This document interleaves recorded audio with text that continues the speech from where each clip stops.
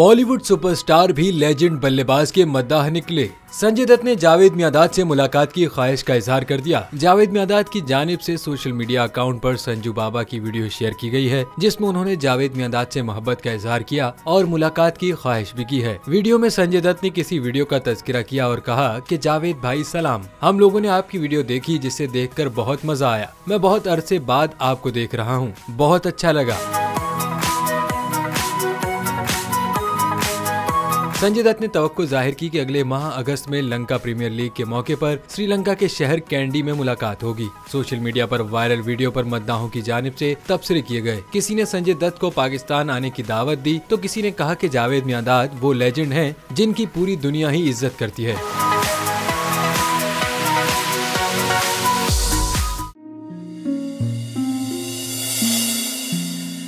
अपना घर मईशत का पहिया भी घूमेगा, मजदूर भी सर उठा के जिएगा। खेतों में हरियाली लहराएगी, किसान भी खुशियां समेटेगा। वक्त गुजर उम्मीद के चिराग जलते रहेंगे, महंगाई से भी जान छूटेगी। फैसले की घड़ी पाकिस्तान जीता है और पाकिस्तान ही जीतेगा।